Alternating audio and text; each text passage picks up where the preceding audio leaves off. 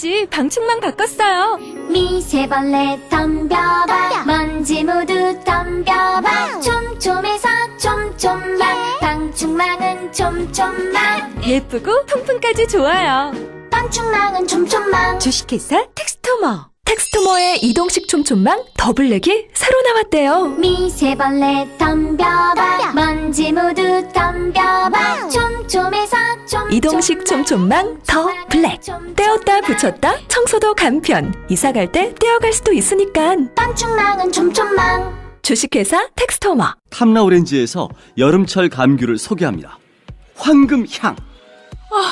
여름에 감귤이 이렇게 맛있을 수 있네.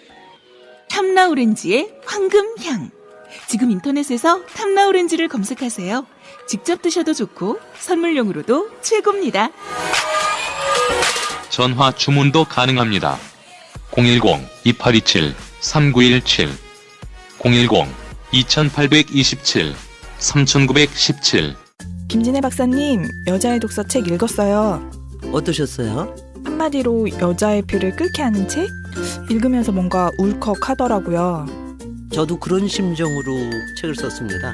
저는 여자들이 좀 지레 겁을 먹지 않고 살았으면 좋겠어요. 완벽하게 홀로 서기를 바랍니다. 더 멋지게 실수하고 더 근사하게 자라면 좋겠어요. 책을 읽으면 그게 되죠? 여자의 자존감을 깨우는 책 읽기. 여자의 독서. 다산북스.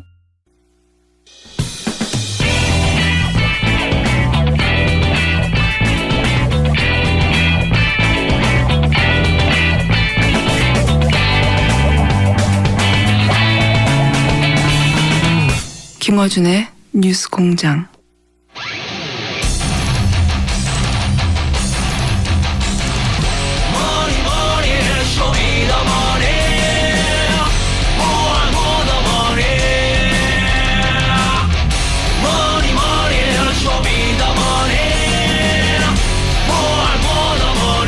은닉재산 프로파일러 안원구 전 대구 지방국세청장님 나오셨습니다. 안녕하십니까? 안녕하십니까?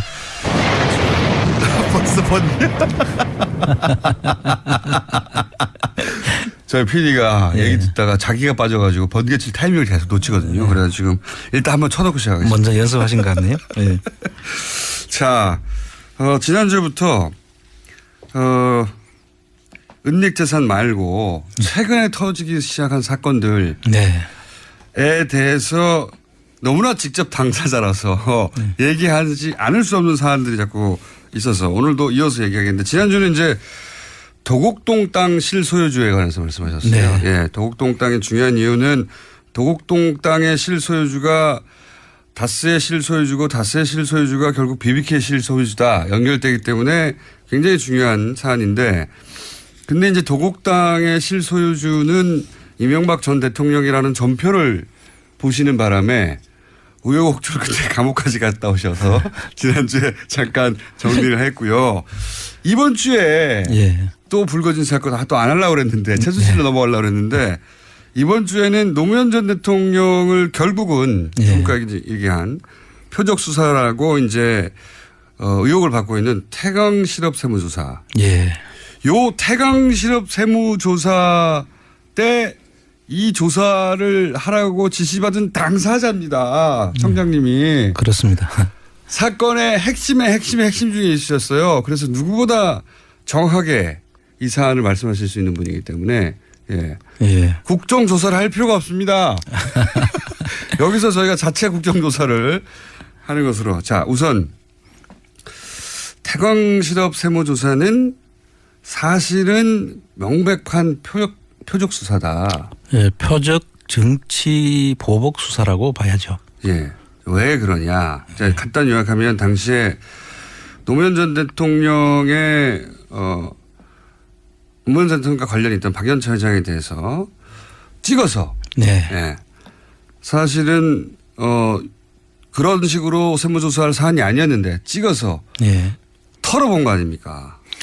그렇죠. 이제 그 당시에 이제 촛불이 그때 강우병 촛불이 막 엄청나게 번졌을 커졌죠. 때거든요.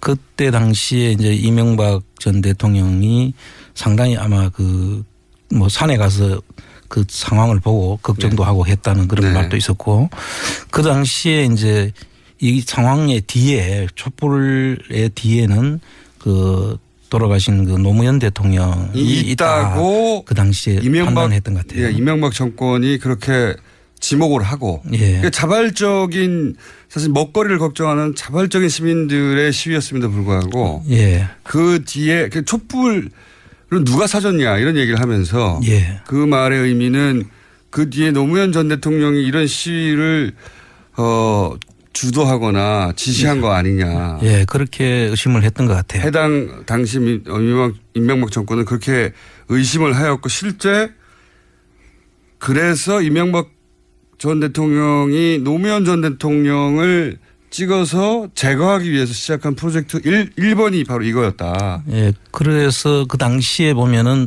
노무현 대통령 주변에 있는 인물들, 예. 예를 들면은 이제 노무현 대통령이 허리 수술을 하신 그 우리들 병원, 네. 그 다음에 잘 가던 밥집. 삼계탕집. 삼계탕집이 이제 그 노무현 대통령하고 이제 잘 아는 지인이 네. 그걸 운영하고 있었는데, 뭐라는 네네네. 유명한 집이죠. 그 삼계탕집을 세무조사를 또 했다는 거죠. 삼계탕집을 세무조사하는 건 정말 삼계탕집을 털고 네, 다 털어본 거죠. 주변에. 그 다음에 무슨 또 그 골프장을 운영하던 뭐 네. 제2로 시작하는 골프장 그런 분들뿐만 아니라 그 주변에 있는 사람들 모든 사람들을 조사를 했던 근데 거예요. 안 나오는 거예요. 아무것도. 안 나왔죠. 네. 그래서 이제 마지막으로 이 태강 실업에 대한 예. 저걸 걸었던 것이 아닌가 저는 그렇게 생각하고 있습니다. 그렇게들 그때도 말들이 많았습니다. 예. 그런 거 아니냐고 당연히. 그런데 이제 이게 왜 표적 수사고 기획 수사냐 이제 그 얘기를 또 해주셔야죠. 이 이제 표적 수사와 기획 조사라고 보는 의미는 이게 일반적인 정상적인 조사 같으면은 이제 개선을 따라서 이제 이루어져야 되죠. 개선이라는 게 뭡니까? 라인 이제 그 조사 라인이 그 절차가 있지 않습니까? 그렇겠죠. 예를 들면 서울청 4국에 조사를 한다 하더라도 본청장, 서울청장, 조사국장 이런 식으로 이제 라인이 내려가는데 정상적인 라인이 있는데 사실 제가 거기에 들어갈 이유가 없죠. 저는 그 당시에 서울청 세원관리국장으로 있었단 말이죠. 세원관리국장. 그 휴가가 있던 저를 휴가 중에 저를 불러가지고 갑자기 불러서 본청장실로 그것도 저는 그때 당시 소속이 서울청 세원관리국장이니까 정상적인 지시 같으면 서울청장한테 지시가 내려와야 되고 서울청장이 저를 불러가지고 지시를 하는 게 그게 순서죠. 그리고 이 사안을 조사할 위치에 있지도 않으셨잖아요. 그렇죠. 그리고 조사국장이 아니었기 때문에 조사와 관련된 이야기를 할 계제가 안 됐죠. 그러니까 청장이 그 보직이 있지 않은 사람을 직접 부른 거 아닙니까? 그렇습니다. 그것도 휴가 중에 그 일요일 날로 기획을 하는데요. 갑자기 전화 온 거죠. 갑자기 전화가 와서 이제 청장실로 올라오라고 해서 그렇죠. 정말 그 가기 싫었지만 그럼 뭐 오라고 하니까 상사가 오라 그러니까 또 가야 된다고 생각해 갔는데 가셨어요. 갔더니 이제 태강실업 세무조사를 해야 된다. 이 태강실업 세무조사해야지 노무현을 잡을 수 있다. 실제 그런 이야기를 했죠. 그 자리에서? 직접 들으신 얘기예요? 직접 들은 이야기죠. 그래서 번개. 또 우리 잡을 수 있어요. 그래서 한 발로 준 번개. 그 당시에 이제 그래서 서울청 세원관리국장인데 정상적인 절차를 아까 이야기했듯이 절차를 밟아서 지시를 하면 한상률 청장이었죠 당시에. 그 당시 한상률 청장이었죠. 그래서 들어가서 이제 그렇게 이제 소극적인 저항을 했죠. 그 절차를 밟아달라. 소극적인 저항을. 그랬더니 아니 청장이 지시를 밟아주면 될 거 아니냐 이런 거예요. 그렇지만 사실은 조사국장이 아닌 사람한테 하락하면 그 일을 맡기는 그 정당한 의미가 있어야 되잖아요. 그렇죠. 그런데 그런 청장이 시키면 하는 거지 이런 식으로 이야기를 해서 노무현 대통령을 잡으려면 이거 해야 되니까 네가 해 이거 아닙니까? 그런데 그 이유는 제가 이제 국제조사관리관도 했고 이제 그 당시에 이제 총무과장 할 때 본청 총무과장도 제가 했는데 그때 이제 베트남을 청장을 수행해서 간 적이 있습니다. 그 다른 청장님을. 그래서 그분들하고 이제 베트남 청장을 제가 이제 여러 번 이제 제가 만난 적은 있습니다. 그러니까 베트남 이 박연차 회장 같은 경우에는 베트남의 그 국빈 대우를 받고 있다고 하더라고요. 그것도 한상률 청장이 내한테 해서 내가 그때 그분의 위치를 알은 거죠. 일단 조사를 했군요. 쭉 조사를 했는데. 그래서 이제 국빈 대우를 받고 있기 때문에 보통 사람이 가서는 네. 이 베트남 청장의 그 협조를 얻어내기 어렵다. 아하. 그러니까 당신이 직접 가야 된다. 베트남에서 대우를 받는 기업인이니까 그냥은 안 해줄 것이고 아는 사람이 가야 한다. 그렇죠. 베트남을 털어야 되는데. 그런데 그렇죠. 당신이 베트남 쪽 해본 적 있지 않냐. 베트남을 여러분 가기도 했고 이제 오면은 그분들하고도 그 접촉이 있었고 잘 알지 않느냐. 그래서 그런 이유로 뭐 조사국장도 아닌 사람을 불러가지고 이야기한다는 것은 분명한 의도가 있었지 않겠습니까? 그렇죠. 당연히. 이 말도 했고 네. 노무현 대통령 잡으려고 하는 했다고 거더라고. 했고 그리고 그 순간 그 이야기를 하면서 또 이런 이야기를 했어요. 그때 제가 대구청장에서 좌천시켜 놨잖아요. 예. 서울청 세원관리국장 한 예. 서너 단계를 좌천시켜 놨는데 그 명예를 대학생을 중학교로 가라고 한 거죠. 성과를 내면 명예를 회복시켜 주겠다. 아. 이렇게 이제 또 자천을 시켜놓고 네, 말 들으면 다시 올려줄게. 그렇게 이제 또 그 덥석 물지 그러셨어요. 그 상황은 너무나도 명백하게 보이지 않습니까? 그 당연히. 내용이. 예. 그리고 저는 사실 상당히 존경하는 분이고 노무현 대통령은 지금도 그 이야기만 하면 막 가슴이 먹먹해지는데 그걸 하라 그러니까 좋을 리가 없죠. 제가. 네. 당연히 이게 무슨 말이냐고. 그렇죠. 네. 그런데 이제 그걸 하라고 하니 내심 계속 이제 절차를 밟아라 뭐 그렇게 다른 이야기하는데 이유에 이제 이야기를 한 거죠. 예. 그런데 하라면 하는 거지 뭐 말이 많으냐는 형식이었어요. 네. 그 당시에.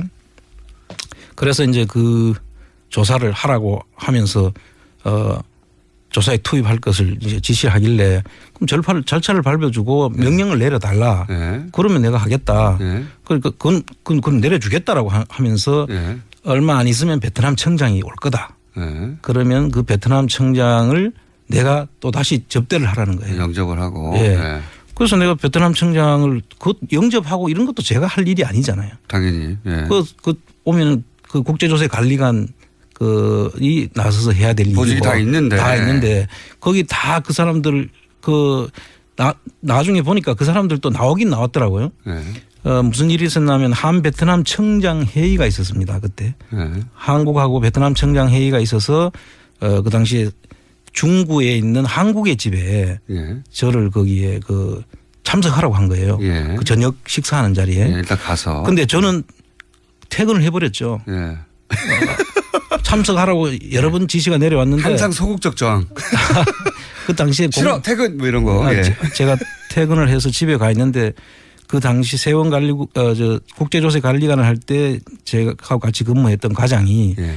몇 차례에 걸쳐가지고 계속 독촉 전화가 옵니다. 또 빨리 참석하라고. 청장이 이제 명령했겠죠. 빨리 그렇죠. 부르라고. 실제로 한상윤 청장이 나를 계속 빨리 오라고 한다고 지시가 떨어졌다. 그래서 오라고 해서 제가 그때 가면은 이제 술을 먹을 걸 알고 이제 집사람 차를 타고 저는 이제 운전을 할 수 없는 상황이 될 거니까 소극적으로 가셨어요. 예, 갔어요. 예. 그 자리에 이제 앉아가 있는데 이제 베트남 벌써 가니까 건하게 이제 그 저녁 자리가 이제 벌어져 있습니다. 그래서 그 자리에 제가 참석을 했는데 이게 나중에 저를 거기에 투입하지 않았다고 베트남 세무조사에 박연차 태강실업 세무조사에 저를 투입하지 않았다라고 한상유리가 계속 그렇게 이야기를 합니다. 아 나중에 이게 문제가 되니까 이제 정치적 세무조사로 이제 이게 저희가 참석했다는 자체가 이제 정치적 세무조사로 의심받을 수 있는 부분이죠. 그렇죠. 처음부터. 예. 둘 사이에만 얘기했을 때는 두 사람이 얘기 안 하면 되는데 그렇죠. 그 자리에 간 순간부터는 누구나 다 알 수 있으니까. 그렇습니다.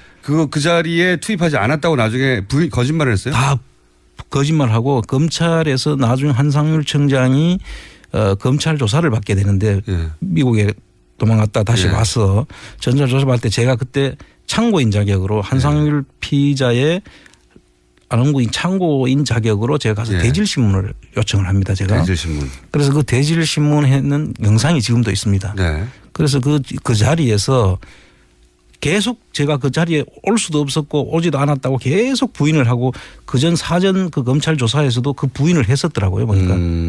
그런데 그 자리에서 만나서 대질을 하는 과정에서 자기도 모르게 제가 거기에 참석할 수밖에 없었던 거를 설명을 하는 과정이 나와서 그 모든 것이 이제 다 거짓말 했던 것이 오히려 자기가 거짓말이었다는 것이 들통나는 그런 사건이 생깁니다. 재밌네요. 예. 그 내용이 뭐냐면 예. 저를 계속 그 베트남 그 조사에 안흥구는 세원관리국장이고 밖에서 보면 제가 거의 전혀 참여할 이유가 없는 거죠. 그렇죠. 그 조사할 이유도 없고. 조사할 이유도 없고 그것도 베트남 그 청장이 왔는 자리에도 제가 가서는 안 되지 않습니까? 예. 그런데 거기에 갈 수도 없었다라고 계속 부인을 했는데 그 자리에서 이런 이야기를 합니다. 내하고 그러니까 안흥구하고 그 베트남 청장이 예. 얼굴을 마주 보는 순간 서로 잘 모르는 것 같아서 결국 저를 베트남 세무조사에 투입하지 않았다. 이제 그 말을 해버렸군요. 이렇게 이야기를 합니다. 그러면 그 자리에서 나를 보는 두 사람이 만나는 걸 본 당사자는 자기지 않습니까? 예. 그럼 내가 거기에 그 자리에 없었다는 이야기는 다 거짓말이 돼버리죠. 그러니까 이제 거짓말을 하다가 부인해야 될 게 거짓말을 나으니까. 그렇죠. 부인하다가 어떤 부분은 해명을 하는 과정에서 이렇게 드러나 버렸군요. 그렇습니다. 예. 그래서 그 뒤부터는 뭐 저를 투입하려고는 했는데 그 뭐 날짜는 다르다 뭐 언제 뭐 이런 이야기를 여러 가지 하면서 변명으로 투입했다는 사실은 시인을 하게 되죠. 그렇군요. 이게 이제 원래 태광실업은 중소기업 재기 600위권 중소기업이었고 또 부산에 근거했기 때문에 서울 지방국세청장의 조사 사국에서 특별 세무조사 하는 것 자체가 이미 그렇습니다. 적시적이다. 그거는 이제 교차조사라는 그 명목으로 했다고 하죠. 예. 그런데 이 교차조사라는 건 A 지방청과 B 지방청이 청에 서로 손을 바꿔 가지고 조사하는 겁니다. 그 당시에 지역에서 그 보통 우리가 토착 세력이라고 보통 이야기하는데 유력 기업인들이 있지 않습니까? 그 지역에 있는 유력 기업인들은 그 해당 지방청하고는 또 서로 긴밀한 관계 있을 거니까 그래서 이렇게 손을 바꿔서 조사를 하는 것을 다른 동네를 조사하는 거죠. 교차 조사를 하는 것인데 이거는 그 하명 조사를 중심으로 하고 뭐 중수부에 해당된다고 이야기할 정도 검찰 중수부에 해당된다는 서울청 조사 사국을 거기다 이제 조사를 했다는 것은 이거는 특별한 의도가 있지 않고는 전례가 없는 일이다. 그런 일은 핑계에 불과하고 그렇습니다. 그때도 문제가 됐었죠. 그리고 나서 또 표적 수사라고 할 만한 또 다른 근거가 있습니까? 뭐 천신일 이야기도 나오던데. 예, 그 당시에 보면은 그 천신일 씨라고 그때 유명했죠. 그 이명박 전 대통령하고 그 학교 동기인가 이런 분인데 그분이 특별히 부탁을 했다는 거예요. 그분하고 이 박연차 회장하고는 상당히 가까운 형제가 같은 그런 사이라고 하더라고요. 그런데 그분이 특별히 부탁을 하고 했는데도 이 조사는 계속 진행이 됐다. 아하. 그러니까 박연차 회장도 나름 이명박 전 대통령과 가까운 사람을 통해서 로비를 하긴 했군요. 그렇죠. 예, 하긴 했는데 그게 안 통하더라. 그것조차도. 전혀조차 안 통했다는 이야기는 그보다 더 큰 힘이 작용했다는 거죠. 천신일 회장보다도 더 힘센 사람이 한 게 아니냐. 그리고 나서 그러면 청장님은 그런 식으로 해서 부인하고 뭐 소극적으로 저항하고 안 한다고 해서 결국은 안 했다고 하면 실제 태광실업 세무조사에 참여했던 분들의 이유는 어떻습니까? 그분들은 다 승승장구했죠. 그 당시에 이제 조사 라인에 있었던 분들 또 그 밑에 그 라인 선상에 있었던 실무자들까지도 아마 그 이후에 그 인사 경로를 보면 아마 다들 그 승승장구한 걸로 그렇게 나와 있습니다. 승승장구. 그러니까 시키는 대로 했던 사람들은 뭐 승진하고 좋은 자리 갔군요. 그렇습니다. 예, 그거는 뭐 결과로 나오는 거니까요. 네. 그리고 나서 그러면 한상률 전 청장이 이 건으로 조사를 받고 나서 그 다음에 어떻게 결론이 났죠? 이 자체는 검찰에서 이 자체를 조사를 다 저하고 대질까지 다 했는데도 거기에 대해서는 아무 저것도 없이 다 기소 자체를 안 했죠. 다 덮어버렸어요. 그 본인이 뭐 이 직권을 남용을 했는지 아니면 뭐 표적 조사 자체가 뭐 검찰 어느 상황에 해당되는지는 모르겠는데 그 부분에 대해서는 검토가 돼야 될 걸로 보는데 뭐 보는 건 나중에 시인을 다 했고 했는데도 거기에 대해서는 검찰에서도 조차 아예 기소 자체도 안 했죠. 당시는 이명박 전 대통령이 집권하고 있을 때니까요. 사실. 그 당시에 조사를 검찰 조사의 그 요지는 예. 안홍구의 거짓말을 만들기 위한 조사였어요. 아, 실제. 그러니까 피의자는 한상률이었고 참고인이 안홍구인데 실제로는 저의 거짓말을 입증하는 조사였던 거죠. 그래서 그 당시에 검사가 이제 저한테 와서 하는 이야기는 자기들이 볼 때는 저의 말이 100% 다 맞다. 그러나 나중에 사석에서 한 말입니까? 네. 검찰청 내에서 저한테 한 이야기입니다. 어쨌든 조사 받을 때 아니고 조사 끝나고 나서. 그렇죠. 조사 끝나고 나서. 그런데 그 이야기를 하고 난 다음에 그 자기들도 어쩔 수 없이 이렇게 할 수밖에 없다는 걸 이해를 좀 해달라고 저한테 그렇게까지 당부를. 검사도 당시 하명 조사를 하고 있었던 거군요. 그렇게 봐야죠. 예, 한상률 전 청장도 하명 조사를 했던 것이고, 청장님도 하명 조사를 당해가지고 결국은 감옥 가시죠. 예. 감옥 가시는데 그러면 한상률 전 청장은 피의자였지만 형식은 피의자였지만 면제해주기 위한 것이죠. 면제부 조사였다는 것이 거의 제가 그 당시에 받은 느낌이 확실한 것입니다. 결과도 그렇죠. 예. 실제로 그 조사 이후에 소위 다 털리고 나서 털어지고. 예, 이거 말고도 많이 있었거든요. 이거는 그냥 태광실업 세무조사였을 뿐이고, 예. 그 외에 그 혐의 사항들이 많았는데 예. 그 내용들도 다 사실은 다 밝혀졌죠. 다 밝혀졌는데도 무슨 연유인지 그 당시에 미국 가 있는 동안에 받았던 고문료. 예. 고문료 7억 5,900만 원인가. 고문료라는 걸 좀 설명해 주십시오. 고문료는 기업에다가 네. 자문을 하고 예. 거기 대가로 받는 돈인데 그렇죠. 그 한국에 있지도 않는데 예. 미국에서 그 돈을 받았다는 거 아닙니까? 그래서 그것도 말들이 많았죠. 예. 그러니까 소위 체재비를 그렇죠. 미국에 있는 동안 한국에 돌아올 수가 없었기 때문에 당시에 체재비를 대기업이 대준 거 아니냐. 그렇습니다. 예. 왜냐하면은 보고서 몇 개 쓰고 몇 억씩 받았으니까요. 그 보고서도 아주 광고와 관련된 보고서. 본인이 광고에 그렇게 전문가인 줄은 몰랐어요.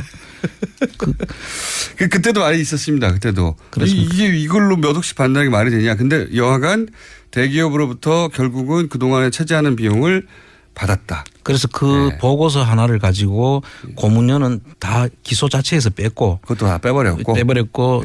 그 기소를 한 것은 주정회사에서 받은 고문료인데 그걸 6,900만 원을 가지고 기소를 했더라고요.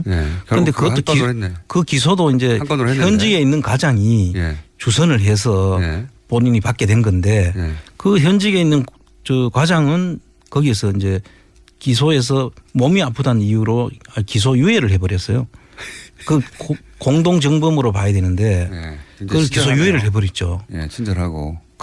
그러니까 그 실제로 주관했던 그 직원을 기소를 유예해 버리니까 당연히 그 자체 결과는 뻔하지 않습니까?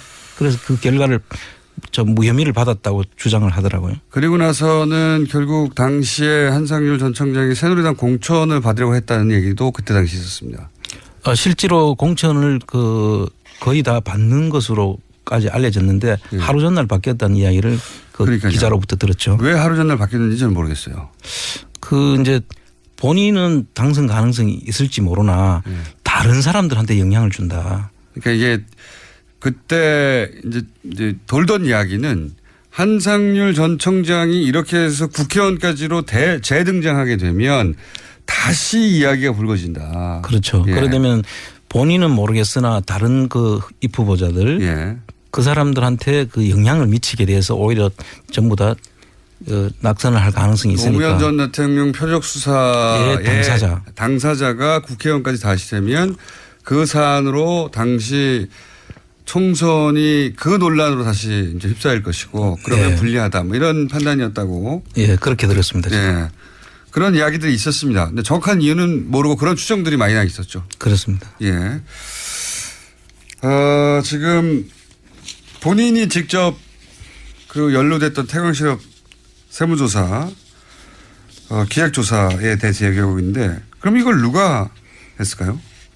누가 이걸 지시했을까요? 그 지시를 그 당시에 이제 한상률 청장하고 이명박 대통령이 독대했다는 얘기는 여러 번 독대를 한두 번 했다. 예. 그리고 나중에 조사 결과는 그거를 민정실을 패스를 해버린 거예요. 뭐 요즘 뭐 코리아 패싱 뭐 이런 이야기를 많이 하는데 사실 민정 패싱을 한 거예요. 그러니까 민정에서 상당히 그걸 불만이었고 그걸 국세청에다가 이의를 제기했다라고 하는 그 조선일보 기사가 그 당시에 있었습니다.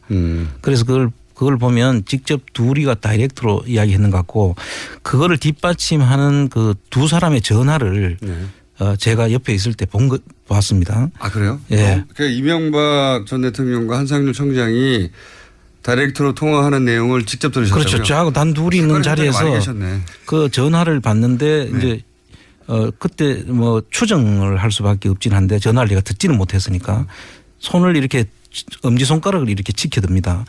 이 전화가 여기하고 통화하는 거다라는 식이죠.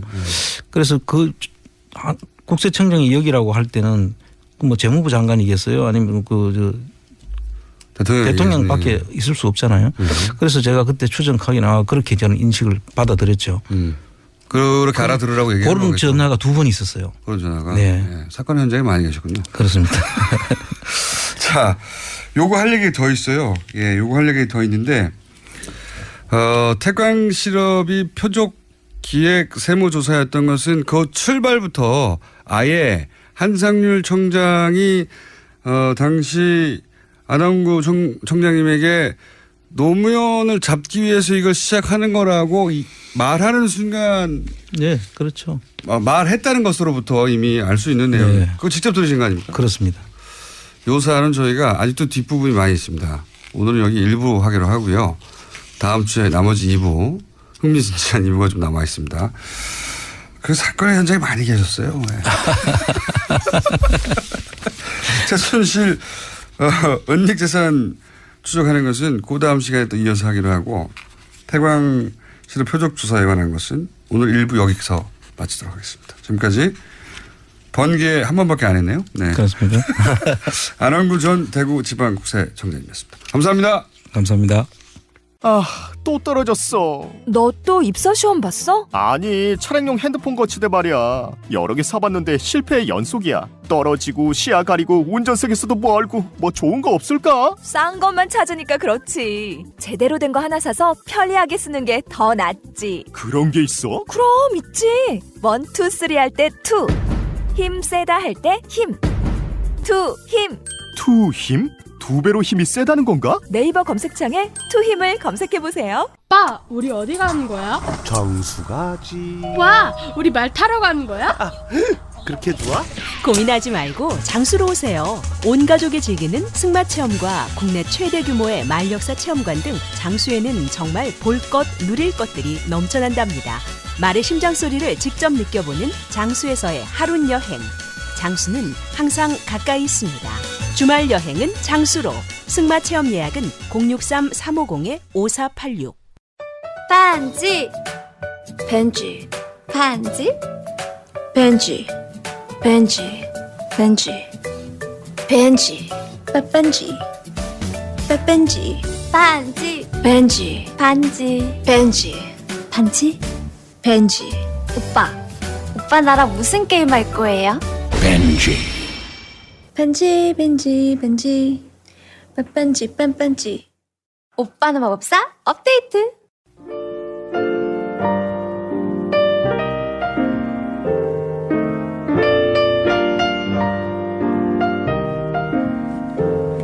불친절한 AS. 오늘 문자는 어르신들이 뉴스공장을 많이 듣는다는 문자가 좀 많이 왔네요. 어제 이태원 횡단보도를 건너는데 허리에 라디오를 찬 할아버지가 걸어가시는데 몸에서 뉴스공장이 흘러나오고 있었습니다. 네, 나이에 상관이 없습니다. 예. 또 이런 문자도 왔어요. 대학원을 전공하는데 그토록 평상시 근엄하시던 노 교수님께서 갑자기 뉴스공장이라고 얘기를 하더니 안녕 하고 강의실을 나가셨습니다. 네, 중독이 되게 되겠습니다. 그리고 오늘 산란일자 충격받으시는 분들 많은데 김떡순 들어봤지만 알떡순은 처음이네요. 예, 알떡순을 받으세요. 계란 얘기 흥미로웠습니다. CJ 푸드빌 다니는 지인한테 1년 전에 사둔 계란값이 많이 떨어져서 골치 아프다는 얘기를 들었는데 그게 이렇게 연결이 되는 거군요. 하고 문자를 보내신 분도 있고, 풀무원 유정란만 먹었는데 하면서 걱정하신 분이 있는데, 이건 이제 김현건 의원실에 따르면 풀무원은 산란일자로 표시한다고 합니다. 네. 방송에서 문제 제기한 것은 CJ 이야기였습니다.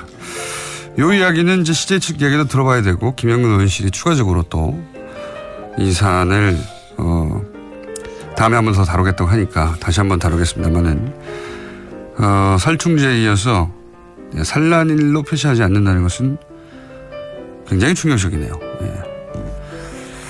물론 뭐 계란 자체가 큐티클이 있어서 계란을 알을 보호하는, 왜냐하면 자연 상태에서는 오랫동안 있다가 계란이 결국 그 병아리가 되고 닭이 되니까 보호하는 기능이 있는데, 문제는 이걸 우리나라에서 세척을 한다. 그러면 큐티클이 없어지고 그런 이후에는 유통기한이 짧아지는데, 이 문제도 한번 다뤄볼 만한 이야기고, 다음 조만간 아마도 김현근 의원실과 이 문제를 다시 한번 다루게 될 것 같습니다. 산란일자, 예, 알떡순 새로운 거 오늘 많이 알았고, 내용적으로 굉장히 충격적인 내용. 산란일자로 표시하지 않는다니 참, 그렇게도 알고 있었는데 그게 아니었답니다. 자, 여기까지 하겠습니다.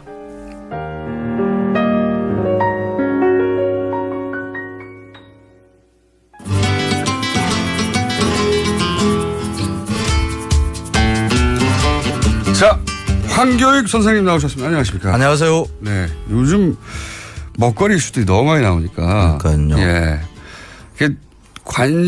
먹거리, 예전에는 식약처가 이게 뭐랄까요, 저 구석에 있는 네. 부처 취급을 받았는데, 요즘은 관심 대상이에요. 그렇죠. 예, 관심 많이 받고 있어요. 그래서 식약처장을 하고 싶다고 그러셨구나. 제가 김우준 정부에서 제가 해야 될 제가 한참 탄핵 기간 중에 저희 PD들하고 그 출연진한테 다 이제 보직을 나눠줬거든요. 그때 저희 PD한테는 MBC하고 KBS 줬고요. 또 해 하고 줬고요. 제가 황 교수님한테 뭐 원하시냐고, 김어준 내각에서 그랬더니 안 한다고 하시다가 식약처장 정도 그때까지만 하더라도 저는 소박하시다고 생각했는데 그게 아니었어요. 그 먹을거리 문제와 관련해서 가장 그 첨예한 것들을 정리해 줄 수 있는 데가 사실 식약처죠. 그래서 로비도 많이 들어올 수 있겠어요. 로비가 아니라 보다 건강한 음식, 좋은 음식들을 먹게 해주려 그러면 사실 식약처가 해야 되는 역할이 굉장히 크거든요. 표면적인 이유고, 거기 뭐 대기업들이 와가지고 그 식피아라 그러죠. 식피아의 문제가 기업과 그 정부와의 관계가 끈끈하게 맺어져 있는 데가 보통 이제 식약처 이야기를 해요. 그래서 그 관계도 좀 정리. 지금 그 김현건 의원이 했던 그것도 사실 이제 식피아의 하나의 맥락에 있는 거라고 이렇게 볼 수가 있는 거죠. 민정수석에 보고했다는 메모가 있는 바람에. 그렇죠. 그것도 그 보고서에 괄호치고 있었대요. 괄호치고 민정수석에서 연계하라고 했다. 저 굉장히 궁금해가지고 연초부터 계속 왜 이게 민정수석에 보고됐을까 했는데 오늘에서 의문의 일부가 풀렸습니다. 근데 지금 김영건 의원이 굉장히 중요한 이야기들을 하셨는데, 혹시 또 이게 달걀 소비에 또 영향을 미칠까 하는 그런 또 걱정도 있거든요. 네. 그러니까 통계한 잘못 오해한 부분도 풀어주실 것이고. 그렇죠. 네. 그거는 네. 또 김영건 의원님이 또 잘 풀어나가시겠죠. 그러니까 근데 이게 이제 뭐랄까요, 일반인들한테 확 와닿는 것이 중간 과정 생략하고 일단 산란일자가 아니라는 거. 다른 나라에서는 상식으로 생각해 보면 닭이 낳는 순간 찍어야 될 것 같거든요. 그렇죠. 예. 그런데 보관을 한다고 하더라도 그 달걀이 뭐 상하거나 뭐 이러지는 않거든요. 당장 상하지는 않겠죠. 세척을 하지 않고 보관을 할 경우에는 그냥 살아있는 상태로 그냥 그렇죠. 있는 거니까 그렇게 걱정할 필요가 없는데, 세척 이후에는 이제 조금 문제가 생겨요. 그렇죠. 그래서 세척 이후에는 이제 냉장 유통을 하게끔 그렇게 되어 있는데, 세척 이후에 냉장이 잘 안 되는 경우가 있으니까 이제 거기에 대한 걱정들은 예전부터 좀 있었죠. 예전부터 있었는데 저희는 전문가들이나 알고 저희는 처음 한 거죠. 산란일자 아닌 것부터 해가지고 처음 한 겁니다. 처음 한 것이고 그리고 이게 그거만으로 끝나는 것이 아니라 생각해 보면 대기업이 연루될 수도 있겠구나라는 생각도 하고 대기업이 연루됐다면 이 박근혜 정권 하에서 대기업과 정치권의 유착 때문에 큰 문제가 되어 왔는데. 그 식품, 한국에서는 그 식품과 대기업이 이렇게 큰 관련이 있죠. 그러니까 한국의 식품 산업이 짜여질 때 아예 처음부터 이제 대기업이 그 식품 산업에 적극적으로 관여하게끔 그렇게 짜여지거든요. 그러니까 1960년대에 식품 산업 근대화해 나가는 게 그때 뭐 위생 문제 뭐 이런 게 굉장히 많았어요. 그래서 그걸 정부에서 자잘한 기업들을 대상으로 일일이 관리한다는 게 정부의 힘으로는 좀 당시만 하더라도 정부 사이즈나 뭐. 그렇죠. 그래서 기업들, 큰 기업들한테 이 식품들을 알아서 제조해서 하게끔 하는 이게 그때 당시에 어쩔 수 없는 선택이었다고 저는 당시만 하더라도. 그러다 보니까 이제 지금 너무 편중돼 있다는 것은 확실해요. 그래서 그렇죠. 이 구조를 그렇다고 해서 지금 식품 대기업들한테 이 일을 갖다 떼내게 한다는 것은 불가능한 일이고요. 그래서 조금 좀 현명한 그런 일들을 좀 만들어 산란일자가 포장일자 기준이 된 연유가 다른 나라에서는 아닌데 생각해 보면 농가에서 그걸 요구했을 일은 없거든요. 농가는 산란일자 찍어도 돼요. 자기들은 생산했고 찍어버리면 되는데 유통 쪽에서 요구했을 가능성이 대단히 높은 거죠, 사실은. 굉장히 복잡해요. 그 달걀 가격의 계절 진폭을 또 어떻게 할 거냐 뭐 이런 것들 복잡한 문제가 또 나오거든요. 복잡한 거 알고 싶지 않습니다. 산란일자를 찍어주세요. 가격 값싸게 달걀을 먹게 만드는 방법 그것까지도 같이 궁리를 해야 됩니다. 알겠습니다. 자, 오늘 주제 벌써 뭐 몇 분 써버렸네. 그러니까 오늘 주제는 뭐죠? 그 달걀 문제로 해서 또 하나 이슈가 나온 게 이게 친환경이죠. 네. 친환경. 그래서 지난번에 친환경 이야기를 좀 했었어요. 친환경은 환경에 좋으라고 하는 거다. 사람이 아니라. 그렇죠. 근데 우리나라에서 친환경이라는 그 농업에 대해서 관심을 가지기 시작하는 게 1980년대 들어와서 약간 생기기 시작하고요. 1990년대에 이제 이 생각이 크게 번지고 정책 으로 이 친환경 농법에 대한 그 지원들이 이루어집니다. 이 과정들이 유럽의 경우하고 거의 같이 이렇게 맥락을 이루는데 친환경이라는 그 농법이 유럽에서 크게 정책적으로 보호하려고 했던 이유는 그 신대륙에서 나오는 그 값싼 농산물에 신대륙을 대한 하면 북미 남미 그렇죠. 특히 미국에서 나오는 그 작물들에 대한 방어 장벽을 세우는 것의 일종이거든요. 워낙 대량으로 해야 되니까. 그렇죠. 미국은 뭐냐 비행기로 농약 뿌리고 뭐 이러는 것들 다 하니까 그러니까 유럽에서는 그런 것이 아닌 그보다 친환경으로 이렇게 하다 보면 이게 방어 상대적으로 경쟁력을 갖다 확보할 수 있을 것이다라는 거였죠. 근데 그 생각이 우리한테도 이렇게 전달이 돼요. 근데 유럽과 우리는 자연 환경이 다르다라는 것까지도 좀 생각을 했었어야 되는데 그냥 친환경 농법 그 자체가 우리한테 극히 유리할 것처럼 이렇게 판단을 한 것에 조금 문제가 있죠. 그러니까 유럽의 경우에는 일단 뭐 식량 작업률은 전체로 보자 그러면 뭐 100% 다 넘어가고요. 자연 환경이 농사 짓기에 너무나 좋죠. 뭐 이탈리아나 프랑스나 뭐 이런 데 가보면 독일 그냥 겨울 그렇게 춥지도 않고요. 프랑스 남부 같은 데 가면 뭐. 겨울에 그냥 뭐 소복소복하게 그냥 비 오고요. 여름에 그렇게 온난 덥지도 다습. 않고요. 태풍도 없고요. 땅도 아주 거름지고요. 그런 땅에서는 그냥 그 농약 비료 뭐 이런 거 안 치고 그냥 해도 그냥 다 농사를 잘 지을 수 있는 데죠. 그러니까 친환경에 대한 비용이 그렇게 크게 발생하지 않는 데입니다. 그래서 실제로 유럽에서는 친환경 농법의 농산물이라 하더라도 그렇게 가격이 높지가 않아요. 생산성도 웬만큼 유지되고 뭐 인력도 그렇게 많이 들어가는 게 아니니까. 근데 우리나라는 사정이 좀 다릅니다. 우리 땅은 굉장히 땅이 척박해요. 유기물도 그렇게 많지가 않고요. 특히 겨울이 5개월이나 지속이 되고 여름에 2개월 정도 장마 기간이 있고요. 이 장마 기간에 병충해들 어마어마하게 붙거든요. 이런 그 화목한 이런 자연 환경에서 그게 농사를 고비용의, 지어나가는 것 예. 자체가 사실 힘들거든요. 예.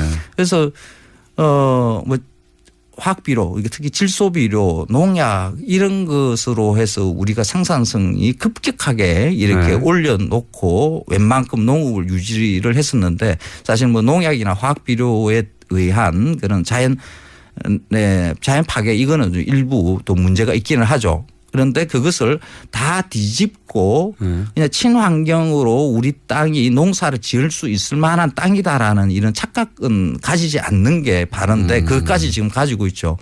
우리 땅에서 친환경으로 농사를 지으면 생산성이 너무 떨어져요. 너무 힘들어요. 특히 여름을 넘기기가 굉장히 힘들거든요. 그 과일 같은 경우에 친환경 사과, 배 뭐 이런 것들도 재배가 되기도 합니다. 정상과가 나오는 게 아주 극소량이에요.